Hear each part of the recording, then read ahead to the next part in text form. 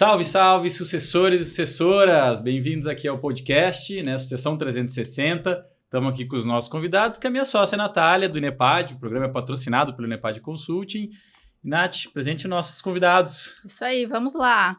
Olá, pessoal. Hoje estamos com o Leopoldo e o Renan, da IS Metrologia. Se apresente, por favor, fala um pouquinho da empresa aí de vocês. Olá, pessoal, tudo bem? Então, eu me chamo Leopoldo, tenho 37 anos, 20 anos trabalhando dentro da IS Metrologia, desde o meu primeiro emprego, meu primeiro trabalho, né, construindo junto com o meu pai, o fundador, Fernando Isola, né, e a empresa durante esses 30 anos aí foi consolidando esse mercado, o mercado de metrologia, engenharia clínica, né, e eu acompanhei todo esse crescimento dela ao longo desses últimos 20 anos, né. Olá, Nath, Du, obrigado pelo convite aqui para a gente estar fazendo esse bate-papo aqui, né? Meu nome é Renan, eu sou do novato aí da família na empresa, estou há 9 anos, vim de uma área muito nada a ver, né? A minha história é um pouco peculiar, sou zootecnista de formação pela Unesp de Botucatu, fiz mestrado na Unesp de Jabuticabal, passagem em universidades nos Estados Unidos e no Canadá. Porém, em 2015, após finalização do meu mestrado, teve várias reviravoltas que acabei aceitando o convite do Leopoldo, do meu pai, para ajudar eles na empresa. Sempre tive essa visão de empresário, né, corporativa. Até meus orientadores falavam isso na minha carreira acadêmica. E juntei o útil ao agradável. Acabou meu mestrado, não tinha bolsa, a empresa precisava de uma ajuda e meti a cara aí, troquei de área, fui estudar engenharia clínica e hoje já estou há 9 anos na IS, né? E no começo aí, Leopoldo e meu pai me ajudaram muito, porque foi muito diferente para mim. Pô, 9 anos novato? Então, isso não, novato perto do Fernando e do Leopoldo, né? Um é 30, o outro 29. Você falou que tá 20 lá? 20 anos? 20 sabia anos, não, que era tanto tempo. Você tá 39, você falou? Não, 30 anos. Vai fazer em março. Você tem? Eu tenho 37, estou desde os 17 lá. Comecei lá. E você, qual carreira, assim, o que você fez de... Então, eu fiz administração de empresas, né? Depois eu fiz pós-graduação em gestão financeira. Então, eu foquei muito no início, aí durante 15 anos eu fiquei muito na área administrativa e financeira, né? Com bastante foco nisso. E esse foi meu trabalho por esse período. Você sempre ficou na parte administrativa? Sim, eu sempre... E seu pai que sempre foi na parte técnica? Meu pai ele ficava mais na área comercial e parte técnica, né? De estruturar toda essa parte. Então, ele que conduzia o trabalho ali dentro na área comercial. Né? Ah. Como que foi o início? Conta um pouquinho do... É legal isso pra gente situar, né? Como legal. É que foi a história da empresa. Conta um pouquinho do início lá, como é que então, foi. Vocês não estavam lá, mas vocês sabem. A gente estava, na verdade, né? A gente já nasceu dentro ali praticamente. E eu lembro muito bem, né? Meu pai, ele chegou, estava desempregado, né? Ele trabalhou por bastante tempo na Itaú, depois na Itautec. Ele é formado em quê? Ele é técnico em eletrônica. Isso. Depois fez cursos de gestão, de administração, ele acabou fazendo depois. Né? E nesse início, ele estava... Né, nesse período, ele estava desempregado há uns 8 meses, mais ou menos, com os filhos, etc. E ele sempre já tinha uma veia de empreendedora, né? Porque ele já tinha montado uma loja de som, quando ele veio para Ribeirão Preto, né? Meu pai é de Santo André. Né? Que, na verdade, até um adendo nessa história, né? O meu tio, irmão dele, é médico, né? Então, eles são de Santo André, meu pai, a família dele é ali do ABC, e meu tio acabou passando medicina, ele prestou odonto em Ribeirão, meu pai não passou em odonto, e meu tio veio. Daí, meu tio veio, ele veio junto, com mala e cuia, moraram na República, e meu pai até participava das aulas de medicina junto, respondia a chamada, aí o pessoal gostava dele, ele chegou a ser técnico do time de judô, sem saber judô, da medicina, só para ele poder entrar. E aí ele começou a empreender aqui em Ribeirão, né? Que o Leopoldo falou, a primeira loja dele foi uma loja de som em Ribeirão.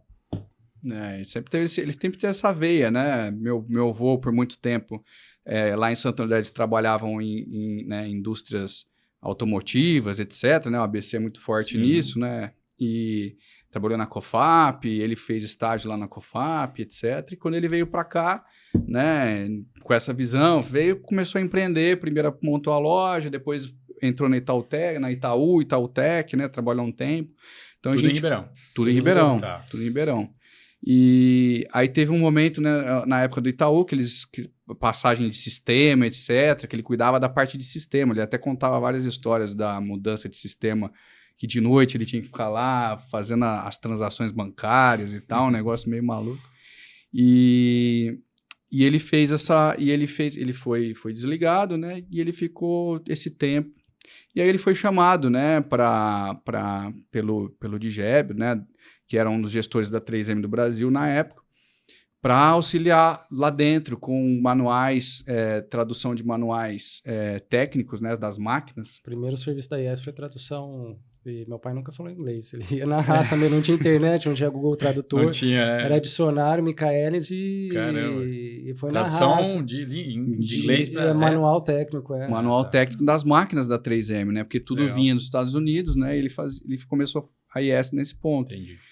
E aí, naquele momento, né, eles começaram a ver que a 3M fazia, né, as calibrações com vários fornecedores, né? Então, ele foi chamado pelo, né, era grande amigo dele, o Digébio, o padrinho de casamento. No casamento do meu pai esqueceu as alianças, o Digébio deu a dele para ele e minha mãe fazer, né, assim, escondido, né, para ninguém perceber. E aí ele sugeriu para o meu pai, estava tendo muito aderência, começando a ISO 9000 no Brasil, e vinha auditores de fora, certificação de fora era muito caro, né? Custoso para a 3M isso, né? Que ano é isso, mais ou menos? 94 foi quando surgiu, fundou a IES, Vocês né? já eram nascidos? Já, eu sou 87, Leopoldo nasceu em 86. Já tinha 8 anos já. Tá. E aí ele falou, Fernando, quer fazer as calibrações para a gente conseguir as certificações, né? Porque ele precisava de serviço. Meu pai falou, vamos embora. Um dia antes, meu pai conta que ele foi na igreja rezar, né? Que ele estava com 2 filhos.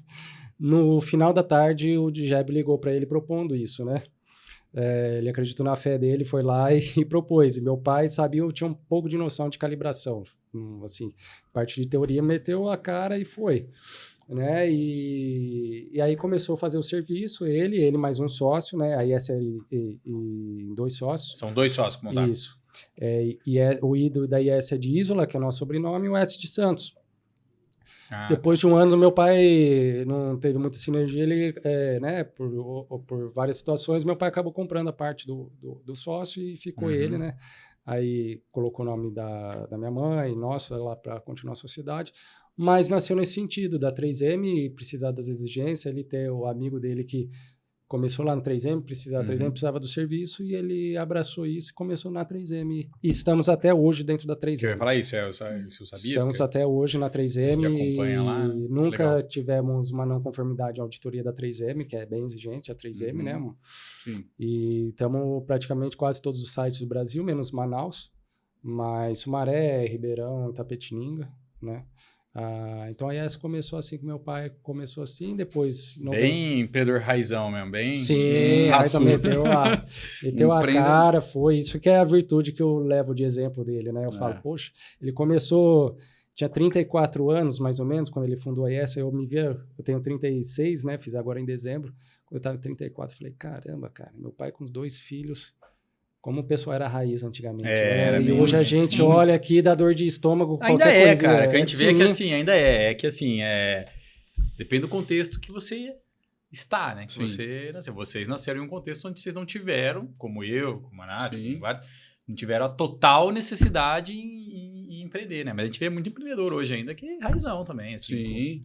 A maioria eu acho que assim, empreender depende faz, muito. né? Empreender depende muito, claro, do contexto de vida, né? Você pode ser um empreendedor por necessidade, pode ser por oportunidade, né?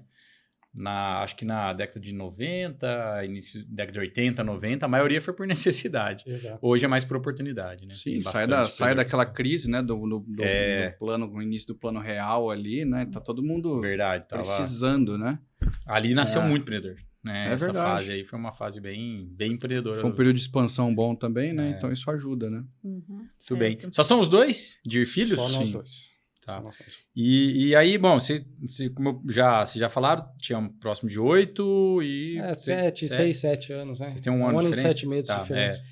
8, 6, 7 anos aí quando ela foi fundada, vocês já participavam de alguma coisa assim, não, claro, da empresa em si, mas assim, vocês já iam, já tinha essa... Sim, conhecia. Ia lá, visitava a empresa, né? Mas chegou a ter essa... Porque a gente ouve muito disso, o sucessor fala que tem essa... uma emoção na empresa que ela vem desde criança mesmo, assim, começa ali a paixão pelo negócio. A gente até tá com um slogan novo, né, Nath, que a gente tá falando aí, que é a sucessão começa aos 10.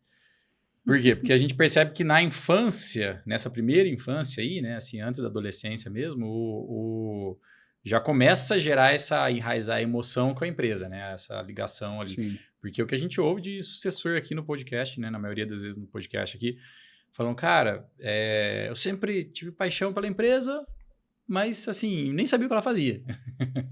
Por quê? Porque eu ia lá desde criança, gostava, era um ambiente gostoso, meu pai trabalha aqui, empresa do meu pai, empresa da família. Né? Alguns é o próprio nome, como é o caso de vocês, né? O sobrenome que tem lá. Uhum. No fim, o IS virou, então, Exato, início do Isola. Né? A gente fala isso hoje. Então, acaba pegando essa paixão desde pequeno, assim, né? Aconteceu com vocês isso? Então, tinha ou não era tão próximo? Assim? Porque tem outros que não tem. Por ser uma empresa que a gente, por muito tempo, né, tinha uma matriz muito pequena, era uma sala, prestadora de serviço, então assim, meu pai ficava muito dentro da 3M, né? Então a gente não acompanhava tanto isso, então não dava para ter essa sensação, Viajava sabe? bastante, porque o primeiro cliente era a Sumaré, a sede hoje, né, a maior 3M do Brasil, tudo onde acontece da 3M é em Sumaré. Então, ele conta até hoje. Inclusive, né, por ironia de destino, hoje eu treino corrida com o ex-sócio, né? E ele, às vezes, me conta isso. Nossa, eu lembro que eu e seu pai acordava de madrugada para ir para lá. Então, a gente, é o que esse Leopoldo tá falando, a gente não tinha tanto contato. Legal. A gente era uma salinha, assim, era... Vocês sabiam da empresa, mas não era um negócio Sim, que era marcou. Era uma sala 3x3 no máximo, que meu pai tinha lá, daí a cliente ia falar, não é essas minha sala aqui não, minha sala que tá ali fechada, aquela maior, porque ele não tinha até... Tá. Entendeu? Mas é isso que o Leopoldo tá falando. Então é esse distanciamento, né? A gente foi entender melhor isso, o processo. E até a metrologia, né, gente? É um negócio que não é muito comum, né? Não é algo comum, assim, né? É uma ciência. Né? Até hoje, se você falar com qualquer pessoa, aqui é meteorologia, as pessoas acham que... É meteorologia. Do tempo, tempo, de clima, né? No caso. E não é bem assim. Então, pra gente, criança, ainda não era um conceito muito bem formado, sabe? Então, tinha esse distanciamento, sim. Não tinha essa sensação. Quando é que vocês começaram a... Ter contato, ter contato, né? Tomar o... Ali para os seus 14, 15 anos que a gente começou a entender melhor, né? Eu entrei com 17, por exemplo, né? Então, a gente começou a ter esse olhar, a empresa já estava num tamanho maior, já tinha 2 salas maiores e tal, né? Já tinha... Então, a gente começa a entender melhor o processo, o trabalho. Né? Eu acho que falo até por conta da minha história, né? Ter feito... E investido bem na minha carreira, zootecnia, estudei faculdade pública, fui para os Estados Unidos 2 vezes, fui para o Canadá estudar grandes congressos que eu apresentei. E no Você chegou a trabalhar em outras empresas antes? Não, empresa não, fui para a área acadêmica antes. Mestrado. Isso, fui no mestrado, conheci bastante universidades lá fora e empresas nos Estados Unidos e no Canadá, né? Mas fez mestrado em zootecnia? Fiz. Voltado para a parte de nutrição de suínos. Para você ver, exato. Mas eu sempre, quando eu entrei na faculdade, eu tinha essa ideia de corporativa, de porque eu queria estudar, eu gostava de animais, essa parte, mas eu gostaria de estar numa grande multinacional, aquele cargo de multinacional gigante, então sempre tive essa cabeça corporativa que eu acho que veio, né, dessa visão que eu tinha do meu pai, da empresa.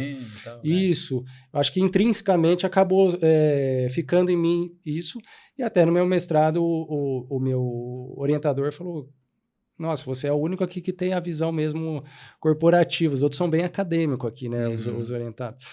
Então, eu acho que isso já tinha despertado em mim. Mas você já tinha, nessa fase, né, de adolescência aí, antes de entrar, vocês tinham a percepção que seu pai era um funcionário da 3M? Ou vocês tinham essa percepção de empreendedorismo? Não, de empresa, não. Que ele ia prestar o serviço lá. Vocês já tinham essa percepção, claro que ele era um empreendedor. Que tinha a gente participava, eu liguei algumas feiras, a gente chegava aí, participar, mas é aquilo. Como... Ali já não estava só com a 3M, no caso. Não, nessa fase, a já gente tinha expandido. Nos 6 primeiros anos, aí até 2000, a IES estabeleceu muito indústria, né? Tem muito nas indústrias. Então, indústria química, alimentícia, etc. Então, esse era a indústria do álcool, né? Do sucroalcooleira, etc. Então, a gente estava bem segmentado nisso. Então, esse era o contato que a gente tinha. Então, tinha algumas feiras nesse segmento que a gente ia, visitava, etc. Então, a gente tinha esse contato. E festas, por exemplo, que tinha dentro das empresas que a gente acabava sendo convidados e a gente ia também. Tá, boa. Sim, e a minha mãe acabava ajudando também dentro da empresa, né? Ela participava também? Sim, não diretamente, mas dava aquele espico lá, ela ia ser o braço direito lá dele, né? Tá. Então, assim, em alguns momentos envolvia toda a família. Então, é o que eu falo, a gente acabava vendo isso e acho que E é como acho que quase todo filho de empreendedor acaba, né? A gente acaba tendo esse espelho, como filho de médico, de advogado, né? Tende, olha os pais e tende a seguir, né? Então, eu acho que me despertou, vendo tudo isso, me despertou quando eu fui para a faculdade com essa ideia de querer ser um grande cara corporativo de uma multinacional. Eu até acho que foi um conflito meu, que eu tinha uma empresa, né? Assim, do meu pai e o meu irmão já há muito tempo que eu podia estar lá ajudando. Até que no mestrado deu um start, assim, eu fui para o Canadá já pensando, eu vou fazer a carreira acadêmica ou eu vou voltar para a empresa da família. Vou voltar à empresa da família. E eu fui porque eu sabia que tinha meu co-orientador, era um espanhol lá no Canadá, que ele era mais de 60 anos, muito experiente, um dos melhores, né, no ramo que a gente atuava, que eu estudava. E um dia eu sentei para conversar isso com ele. Ele foi muito... E ele começou com o pai, ele fez o contrário. Começou com o pai na Espanha e depois foi para o Canadá. Falou, não deu certo, né? Ele falou, se você tem essa vontade, siga isso. Não ouça quem... Só porque você estudou aqui, é totalmente diferente. E aquilo, eu tive a confirmação do meu objetivo de ir para o Canadá, que era que eu queria seguir a carreira mesmo. E é onde calhou que a gente estava passando uma situação que precisava de gente, né, de confiança, tudo, que o Leopoldo, meu pai, a gente entrou em um acordo, né, e eu até encerrei o conflito que eu tinha, né, acadêmico ou a minha empresa, né. Decidiu, né. E Leopoldo, o Renan contou bastante, né, sobre como que ele entrou aí na empresa, e você contou que você entrou com 17 anos. Isso. E isso foi uma decisão sua ou foi seu pai que te chamou? Como que foi esse processo? O meu foi diferente, eu não tive essa escolha. É o primeiro filho, né. Então, por ser mais velho. Livre espontânea pressão. Exatamente, foi por livre espontânea pressão. Na verdade, o meu avô veio para ajudar o meu pai na parte financeira. Meu avô é economista já falecido, economista de formação, excelente, muito competente. Meu avô, e ele veio ajudar na parte do setor financeiro, né? E eu, de certa forma, eu acabei me espelhando nele também, né? Durante o meu período no meu avô, né? Que também era uma referência para mim.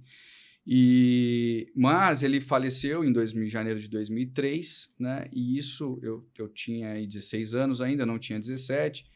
Fui começar a fazer um trabalho depois de fazer 17 de transcrever o manual da qualidade da 17025. Então, eu não ficava o dia todo, ia lá e ia transcrevendo, passando para o computador, né? As normas e escrevendo. Só que aí meu tio veio para ajudar, né? O irmão do meu pai veio para ajudar. Aquele médico? Não, o outro que, né, formou em contábeis e tal.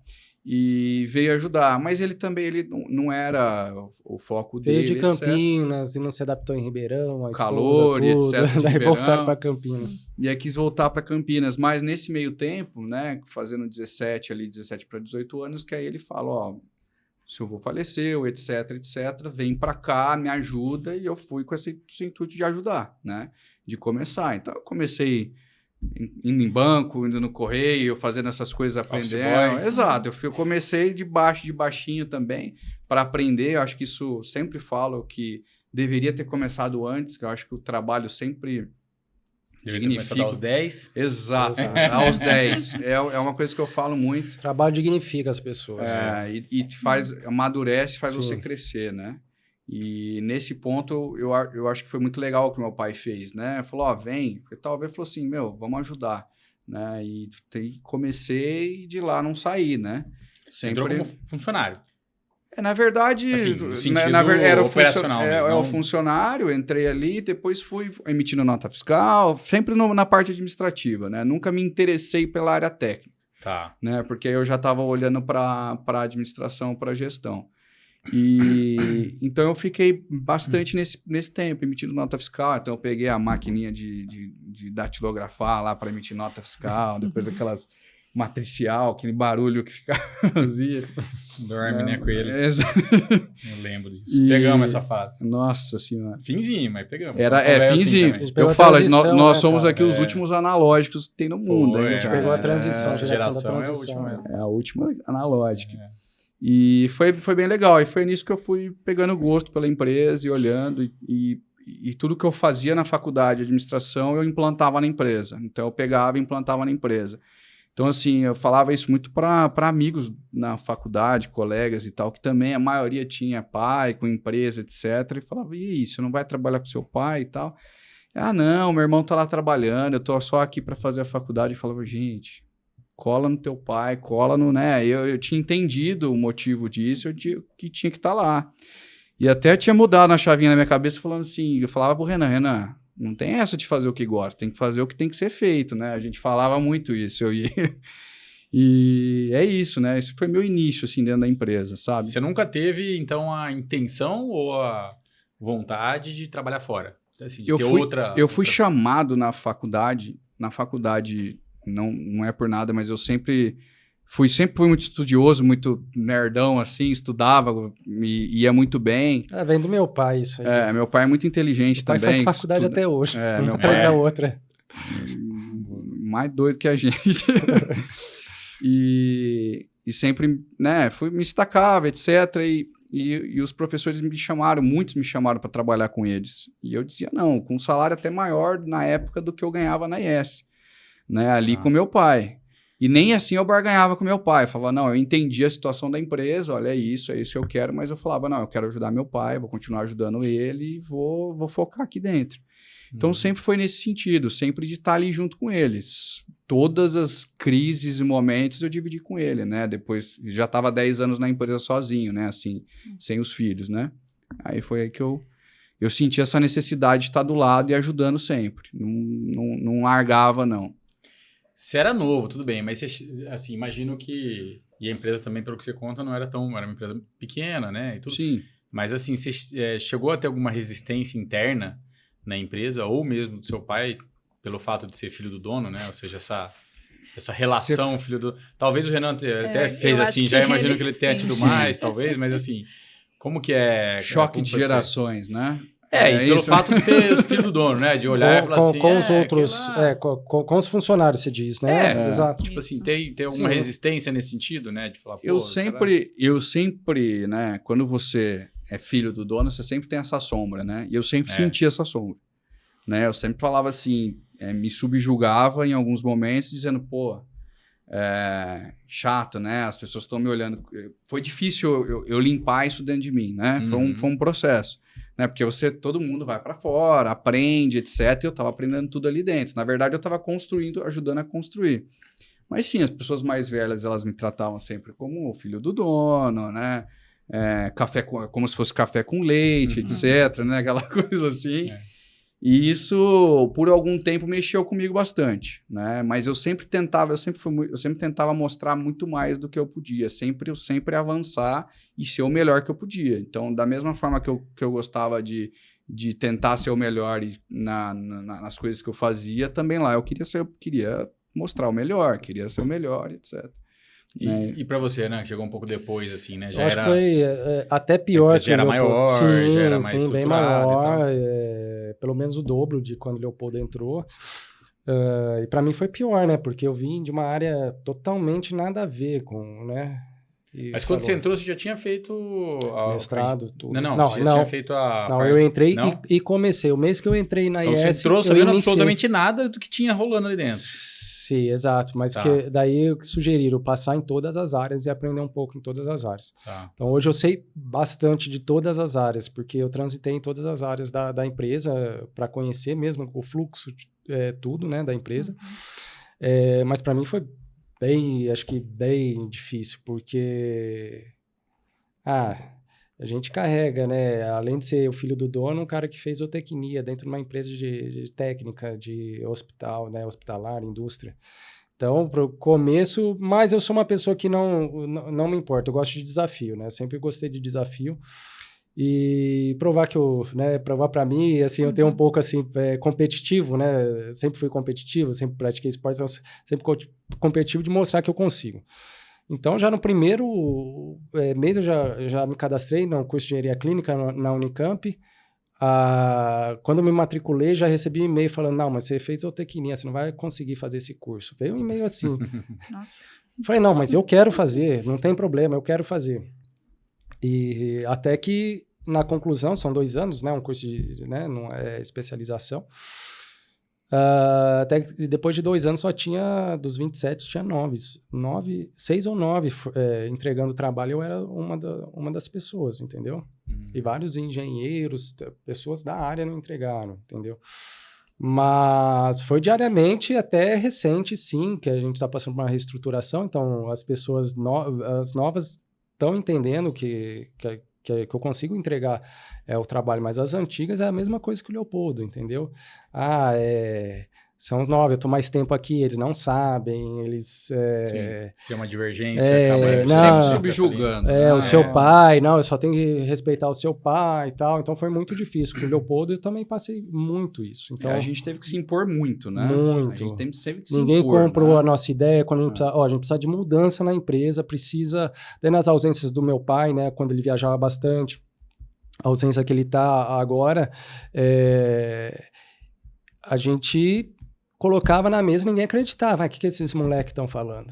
Mas não e seu entendem. pai teve resistência ou não? Muito. Sim, Comigo, muito. sim. É. Com o Leopoldo, principalmente. Porque normalmente essa é uma das... Sim, é muito difícil. Essa é das maiores dificuldades, né? Acho que o próprio... Geração...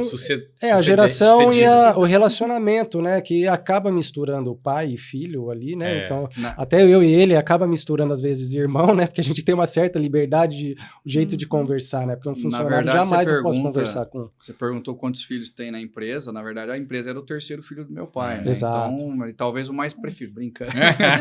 Não, mas sem brincadeira, talvez sim, que assim, porque tinha claro, ele tinha uma paixão e de tem filho, um né? carinho muito grande pela empresa, né? Sim, Pelo que claro. ele construiu, né? Porque no Brasil, empreender não é nem um pouco fácil, né? Não. Construir empresa que passa do 1º ano, do 2º ano, são raras, né? 5º ano, 10 anos, fazendo 30 agora é raridade, né? Então, são poucas. Então, isso, claro que gera para ele um orgulho do que ele construiu, né? Do que ele idealizou e construiu. Então, assim, é óbvio que no começo, e como ele sempre veio com a visão mais técnica e comercial, empreendedora, de empreendedor mesmo na raça, que nem você falou, na hora que eu venho com a mentalidade de administração, de gestão, começa a querer falar de gestão, então isso começa a dar um choque muito grande na empresa, né?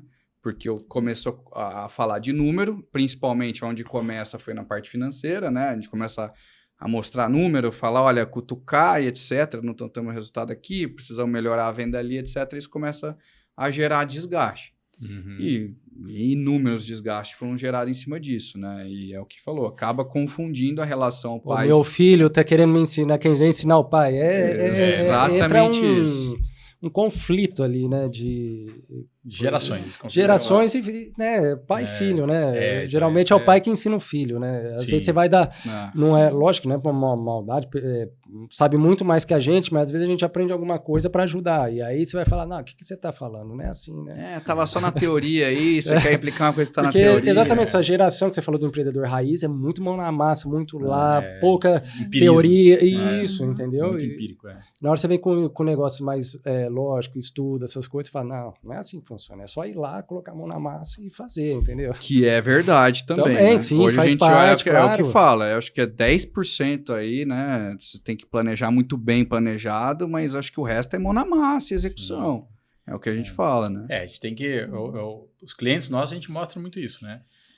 Principalmente quando a gente está falando com o sucessor. Respeite a geração anterior, porque o pessoal também acontece muito de vir com ideias mirabolantes, que na prática não serve para nada. E às vezes eles já até passaram por negócio isso, que né? já passou por isso, já tomou muita porrada ali na empresa, sabe como é que faz, e aí o menino vem lá, faz...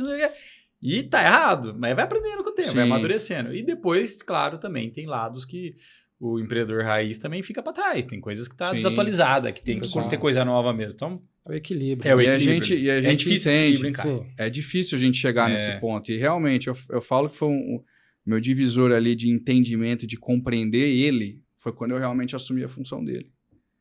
Né? Aí eu falei, opa, pera lá um pouquinho, né? Eu tenho a responsabilidade de tomar decisão, então eu era sempre fui muito agressivo, né? Investir, eu gosto de correr risco, eu não tenho problema nenhum com isso. Mas na hora que você chega, que você olha, né? E eu sempre tive esse olhar dentro da empresa de olhar pelo todo, né? Um olhar bem generalista. Mas assim, na hora que você chega realmente, você tá ali, você é o responsável por tomar a decisão, não adianta, você se torna mais conservador. Né? Você olha, você fala, puta, eu entendi por que ele tomou essa decisão. Né? Então, e isso é o que fala, é tempo, né? Agora, é a mesma coisa, quando a gente hoje aqui olha para quem está começando e fala, calma, que a vida vai ensinar ele, o tempo vai ensinar, etc. E é isso, né? É bem isso aí mesmo. Tenho sim. Então vai lá. Bom, você disse que assumiu agora a posição do seu pai, né? Eu Sim. queria entender onde vocês dois atuam, né, na empresa e como que foi, né, esse processo de assumir a função do seu pai, né? Porque Sim. no começo era resistente, conflito Sim. de gerações. Como que foi, né, essa mudança, esse Sim. processo de você conseguir tomar as decisões que antes eram deles? Sim, sim. É como eu te falei, eu sempre auxiliei, Nath, eu sempre ajudei, fui a escudeiro dele sempre, apesar das discussões, etc, eu estava sempre do lado dele. Até hoje, ele é mais que eu. Então, assim, pessoal, etc, sempre estava do lado dele. Mas a gente começou essa transição, né, a partir do momento que, meados de 2015, 2016, que a gente começou a expandir, né? Brasil, foi Nordeste, etc. Meu pai começou a muito ir lá, a parte comercial, ficar muito para lá. Né? E eu ficava aqui em Ribeirão Preto, na matriz, e eu comecei a tomar as decisões mesmo, porque ele não estava lá e comecei... Administrativa, eu comecei a pegar o pessoal, puxar para mim, naturalmente isso foi acontecendo, mas nesse momento ainda existia, né, uma dificuldade dele passar a bola, né, naquele momento, porque era ele, mas eu já estava tomando algumas decisões. Na pandemia, por motivos de saúde, ele precisou se afastar um pouquinho, né?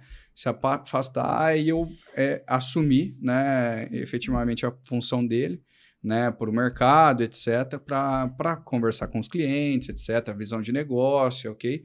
E eu saí, né? Em 2017, eu saí da função financeira, né? Eu só ficava em finanças e eu comecei a olhar muito a área comercial, comecei a entender, estudar, e isso foi um choque muito grande também, né? Só para contextualizar. Eu sempre falo, né? O financeiro, ele acaba sendo o dia dele sendo meio pessimista, né? Porque ele está olhando sempre com... Eu brinco, né? No extrato bancário tem negativo, negativo, negativo e um pouco de positivo. Então, você acaba sendo assim. Meu pai era muito otimista. Né? E tinha esse choque. Que é a visão do comercial, né? Que é a visão do comercial. Sim, comercial puxa. Né? E eu segurava as pontas. Então, tinha esse problema também. Mas eu vim com essa visão de finanças e comecei a entender o resto da empresa. Né? O olhar comercial, o olhar do cliente. Comecei a participar de algumas negociações de contrato, etc. E a partir desse momento, na pandemia, eu efetivamente assumi, né? De forma emergencial, eu que assumi. Né? Passou os 2 anos, ele retornou, mas já estava na gestão assumindo, ele me auxiliou esses últimos tempos, assim, mais ajudou, né? Conselheiro, né? Um papel aconselhando, e até para ele relaxar mais a cabeça, e eu acabei assumindo efetivamente a direção executiva da empresa né? E agora sim as decisões são tomadas inteiramente, né? Lógico, em conjunto, sempre consulto. Mas aí a gente dividiu, né? Como você falou, eu fiquei com a parte da empresa, né, ali da porteira para fora, né? Para o mercado, etc., de olhar. E o Renan se tornou o diretor operacional, o CEO, para cuidar da empresa inteira, mesmo porque ele tem uma visão mais técnica também, né, fez engenharia clínica, entendeu? Então, isso ajuda a conduzir essas 2 frentes aí, né? Eu mais comercial e ele mais. E eu tive que aprender muito, ainda estou aprendendo na área comercial, aprender bastante. Até com o Du aprendi bastante coisa. Mas nem sou tão bom nisso. Muito bem. E então, hoje vocês estão os dois que estão à frente do negócio. Sim. Podemos dizer assim. o Fernando está mais como um conselheiro e vocês estão... A gente tem mais um sócio que era nosso consultor e... É o Tancredo. O Tancredo, nosso consultor, e pelo tempo, pelas ajudas, tudo, a gente gratificou ele com uma porcentagem da empresa, virou nosso sócio. E ele está todo dia lá na empresa, né, na nossa sede, e também trabalha como um conselheiro nosso, né, é o nosso guru. Tem uma dúvida, ele fica no segundo andar lá, eu subo lá. Sabe o chat GPT? Certo. O Tancredo é o chat GPT antes de existir o chat GPT. Exato. Fala, Tancredo, eu preciso disso. Eu preciso no outro desse dia processo. Ele estava pronto. Entendi. É mais ou menos assim. Eu falei, Tancredo, eu preciso escrever um processo novo de plano de carreira aqui para registrar o plano de carreira. Cara, em 20 minutos tava pronto, tudo, 3 páginas assim que ele faz. É meio igual ao GPT, de verdade. É o GPT dos Flintstones. GPT raiz. É isso aí. Vocês comentaram que o seu pai agora assume mais uma função de conselheiro e o Tancredo também tem essa função. Vocês têm um conselho formado ou têm intenção de formar? Na verdade, a gente quer fazer esse trabalho, né? Questão de governança, né? Definir esse trabalho que é importante, né? Pela mudança toda da posição de toda a diretoria, né? Eu também acabei assumindo, pela minha visão mais analista, planejador, que eu vim dessa parte do mestrado de dados, essas coisas, então eu gosto de estar lá, ver dado, analisar todos os departamentos. Então, assim, por isso que eu gosto da parte operacional, olhar porteira para dentro, para ver, olha, esse negócio não tá legal, vamos entrar outro negócio, vamos investir mais nesse, desinveste aqui e tal, né? E aí a gente tomou nesses últimos anos, a gente acabou cada um tomando novas posições e agora a gente quer redesenhar isso para formar uma nova governança, aí, política de governança, etc. Né? Muito bom. Que o Eduardo vai ajudar, né? Exato. Isso aí. Exatamente. Conte com a gente. Já tá aí, né? Ó, lead. Upsell. Não, isso eu já sabia. Tô só... eu te falei. Só tá lembrando, né? Só tô... Cara, como eu falei, é bem rápido o negócio aqui. Parece que não, mas já tá no finzinho aqui. Caramba, deu tempo já. Tem mais 5 minutinhos. Legal. Então, vou pedir algumas coisas importantes. Não sei se tem mais algum assunto importante. Eu tenho uma questão, né? Falando da próxima geração. Vocês são novos, não sei se vocês já têm filhos ou não. Eu tenho. Mas vocês pensam... O que vocês pensam para a próxima geração? Olha, eu sou bem conservador nessa questão. Acho que eu vou dar um pouco mais cabeça aberta. E eu, assim, tenho na empresa, eu tenho uma filha de 5 anos, né, agora, tá vivendo, vai lá na empresa, igual eu fui quando era pequena, ela tá vivendo isso, né? Então, ela, todo dia, quando eu saio, você vai pra IES, né? Você vai, não sei o que lá. Daí, à noite, às vezes, eu vou sair pra treinar e falar, você tá indo na IES? Então, ela já tem uma né? Bem legal isso. Percepção ali. Isso. Só que eu sou muito conservador nisso. Eu acho que, até falar pro Leopoldo assim, tem que estar bem estruturado para a próxima geração, porque já são primos. Sim, se ele tiver um filho, ou até eu falo em questão de esposa, essas coisas. Eu acho que eu sou muito conservador, sou eu, né? Não que tem que ser isso, né? Tem que ser bem desenhado isso. Sim. Mas eu falo, cara, eu acho que tem que ser a gente aqui, se tiver primo, tem que ser algo muito bem desenhado para continuar, porque geralmente é onde começa os problemas de governança, essas coisas, exatamente, né? Então, assim, estoura bastante, na minha parte da próxima geração, eu falo... A segunda já não é fácil, a terceira Então, aí eu não sei te responder o que eu faria com a empresa na próxima geração. Na minha opinião, eu acho que tem que profissionalizar mesmo. Exato, eu tenho muito essa visão de profissionalizar. Tem que fazer o que elas gostam, eu acho que isso é importante, né? Entendendo todo o cenário. É óbvio que se fosse um primeiro emprego, aprender para fazer, entregar alguma coisa, entender, isso é legal, acho bacana. Mas eu acredito que para futuro, justamente para visão de crescimento, etc., não dá para ter pessoas que não são... que estão despreparadas, né? No caso, elas têm que se preparar. Exato, podem não estar preparadas, né? Então, isso é importante, que eu acho que a visão muito nossa hoje é profissionalismo, contratar pessoas de mercado para que a empresa cresça, né? Até porque eu sempre, como eu falei no começo, tenho ambição, né? Então, tenho ambição que a IES seja... lógico, talvez eu não vou conseguir vivenciar isso e com quase 100% de certeza, mas uma empresa gigante no Brasil, entendeu? E eu sei aquele diretor que eu sonhei antes de entrar na faculdade, né? O presidente e tal, né?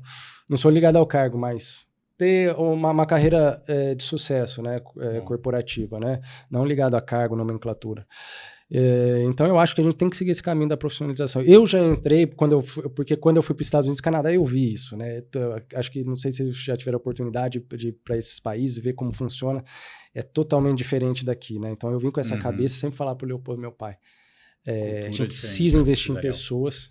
Ah, mas custa X. Não, mas ela não é cara. O que é caro é que não traz retorno, né? Você pode pagar 50, 100 mil para uma pessoa, ela trazer um resultado monstruoso. Você paga 2 mil para uma e só traz prejuízo. Isso é o caro. Então, eu sigo para as próximas gerações. A minha ideia é trabalhar nesse sentido. Você começar desde já trabalhando, ser profissional. Se a minha filha tiver competência e bem estruturado, uma governança, tudo, políticas e vontades, aí tudo bem. Porque não pode os conflitos de família, né? Porque é o que você falou, irmão, a gente se resolve, briga, abraça, tudo tá bem, a gente tá almoçando junto, daqui 10 minutos, mais primo, aí já começa, né? Um pouquinho complicado, Bom, tradicionalmente, a gente virou algumas tradições aqui no podcast, né? O finalzinho a primeira tradição é sempre ter uma cervejinha, né? A Nath não tá tomando hoje, mas sempre tem uma cervejinha. Segunda tradição é o final, a gente sempre pede acertos e erros. O que vocês acham que foi, assim, interessante no processo de sucessão de vocês, o que foi legal e tal, e o que vocês fariam diferente, ou o que vocês não fariam, por exemplo, na próxima geração? Acho que vocês falaram algumas já, né? Profissionalizar, mais profissionalizado e tal, não sei o quê. Mas o que mais, assim, que vocês acham que foi muito bom e o que foi não tão bom assim? Eu acredito de verdade que como o processo de sucessão foi meio que construído ali atrás já, de certa forma, o errado foi isso, né? Se tivesse sido conduzido por alguém que entende governança, talvez as discussões não teriam acontecido. Mas quando eu efetivamente assumi, os problemas quase todos já estavam sanados, entendeu? Então, assim, eu já tinha tanto tempo na empresa, já entendia a empresa, de certa forma, meu pai já tinha muita confiança em mim, na minha competência. Então, tudo isso já foi provado, né, naquele momento. Mas eu acredito que o erro é não ter essa condução, né? A sugestão para uma empresa que está querendo olhar para isso para a segunda geração é ter alguém que esteja acompanhando esse processo, né? Que fica muito mais fácil. Sucessão, né? Exatamente, com experiência, porque senão vai ficar nessa coisa familiar, né? Essa questão difícil, né? Que é o convívio familiar, que acaba prejudicando. Eu acho que é bem isso que o Leopoldo falou, né? Acho que o erro, a falta de experiência de ter alguém guiando, exatamente, porque acaba misturando, né, as coisas. Se já tendo alguém guiando, já mistura, né? Já mistura. Então... E aí aquele negócio de... Você pode até ter as políticas de governança, essas coisas, mas não seguem, porque é família. Ah, tá, depois eu vejo isso aí, você é meu filho, obedece, tal, sei lá, né? Então, não que isso aconteceu, mas é um ponto muito de fricção, né, nessa parte de sucessão. Então, eu acho que o ponto importante para qualquer empresa familiar aí é trabalhar com alguém que direcione para aparar as arestas e não ter conflito, porque o conflito também acaba prejudicando um pouco, né, o ambiente da empresa, tudo, e às vezes a gente começa a perder tempo com coisas improdutivas, né? Sim. Muito bom, chegamos ao fim. Muito obrigado de novo, gente, pela participação aí. Legal. Muito top, obrigado, muito agradeço bom. Demais. Obrigada. Espero que com essa experiência agora do podcast façam de vocês lá também. Já temos. Vou convidar vocês, você sabe disso, com certeza. Né? Sim. Estaremos lá. Em breve estaremos lançando o nosso aí. Isso aí a gente já faz uma, como é que é agora? Collab, né? Um collab, um collab, legal. Show. Muito bom.